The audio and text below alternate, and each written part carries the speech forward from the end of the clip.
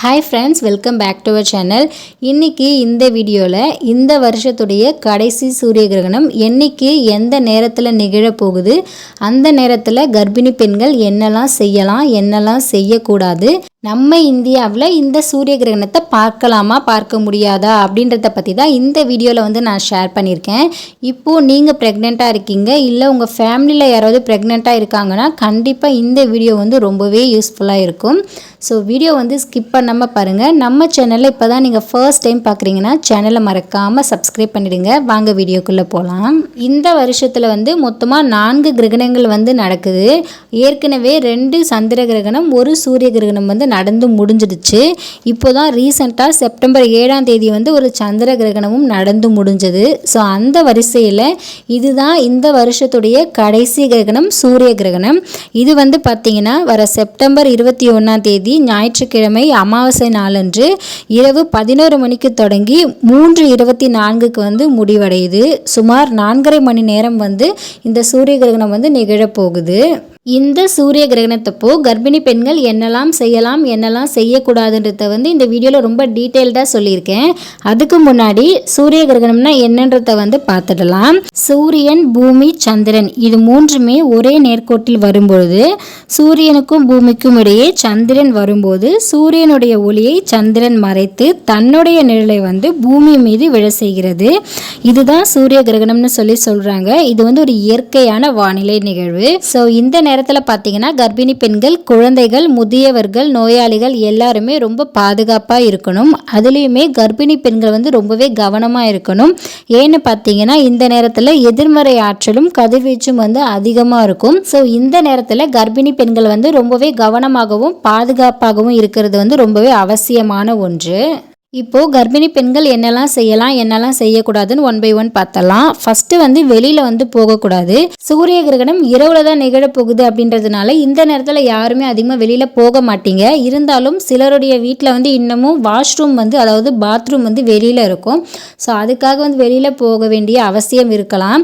So ஒரு 6 மணிக்கு மேலே தண்ணி பார்த்து குடிச்சிக்கோங்க. ஒரு 11 மணிலேருந்து 3 மணி வரைக்கும் எந்த காரணத்துக்கு கொண்டும் வெளியில் போகிறத தவிர்த்துக்கோங்க. ஏன்னா அந்த நேரத்தில் நெகட்டிவ் எனர்ஜி அதிகமாக இருக்கும். ரொம்பவே அவசியமாக ரொம்ப எமர்ஜென்சியாக வெளியில் போகணும்.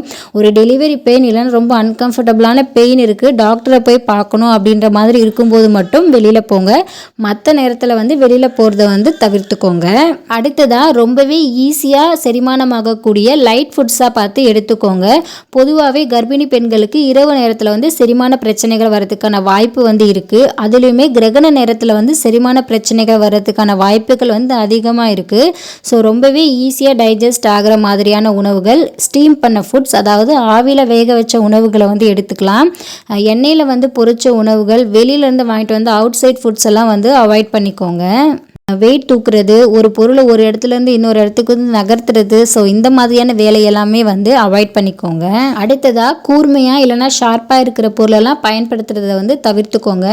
இந்த நேரத்தில் துணி தைக்கிறது, காய்கறி பழங்களை நறுக்கிறது, ஸோ இந்த மாதிரி வேலையெல்லாம் அவாய்ட் பண்ணிக்கோங்க. முடிஞ்ச வரைக்கும் ஒரு 9 மணிக்குள்ளே சாப்பிட்டுட்டு தூங்க போகிறது ரொம்பவே நல்லது.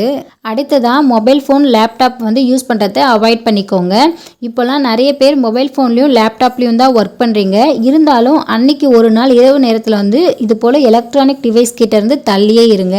அதிலிருந்து வரக்கூடிய கதிர்வீச்சு குழந்தைக்கு ஏதாவது பிரச்சனையை ஏற்படுத்தலாம். ஸோ முடிஞ்ச வரைக்கும் கிரகண நாள் அன்னைக்கு எலக்ட்ரானிக் டிவைஸ்லேருந்து கர்ப்பிணி பெண்கள் தள்ளி இருக்கிறது தான் ரொம்பவே நல்லது. இது வரைக்கும் என்னெல்லாம் செய்யக்கூடாது அப்படின்றத பார்த்தோம். இதுக்கப்புறம் என்னெல்லாம் செய்யலாம் அப்படின்றத பார்க்கலாம். கர்ப்பிணி பெண்களுக்கு கிரகண நேரத்தில் சாப்பிடலாமா, தூங்கலாமா, தண்ணி குடிக்கலாமா, இந்த மாதிரி நிறைய சந்தேகங்கள் இருக்கும். தாராளமாக பசி எடுத்தால் சாப்பிடலாம், தண்ணி தாகம் எடுத்தால் தண்ணி குடிக்கலாம், தூக்கம் வந்தால் தூங்கலாம். இது எல்லாமே கர்ப்பிணி பெண்கள் தயக்கம் இல்லாமல் தாராளமாக செய்யலாம். இருந்தாலும் வெளியில் போகிறத அவாய்ட் பண்ணிக்கோங்க. ஹெவி ஃபுட்ஸ் சாப்பிட்றத அவாய்ட் பண்ணிக்கோங்க. இப்போ சிலருக்கு வாஷ்ரூம் வெளியில் தான் இருக்கும். ஸோ அவங்க அந்த நேரத்தில் வெளியில் போகிறத அவாய்ட் பண்ணுறதுக்காக முன்னாடியே தண்ணி பார்த்து தேவையான அளவுக்கு மட்டும் குடிச்சுக்கோங்க. மற்றபடி கர்ப்பிணி பெண்கள் கிரகண நேரத்தில் எந்த தயக்கமும் பயமும் இல்லாமல் இருக்கலாம். காலையில் எழுந்ததுக்கு அப்புறம் தலைக்கு குளிச்சுடுங்க. எதுக்காகன்னு பார்த்தீங்கன்னா கிரகண நேரத்தில் ஒரு நெகட்டிவ் வைப்ரேஷன் அதாவது ஒரு எதிர்மறையான கதிர்வீச்சு இருக்கும். ஸோ அதனால் காலையில் எழுந்ததுக்கப்புறம் தலைக்கு குளிச்சுடுங்க. இப்போது இந்தியாவில் இருக்கிறவங்களால இந்த சூரிய கிரகணத்தை பார்க்க முடியுமா முடியாதா அப்படின்றத வந்து பார்த்துடலாம்.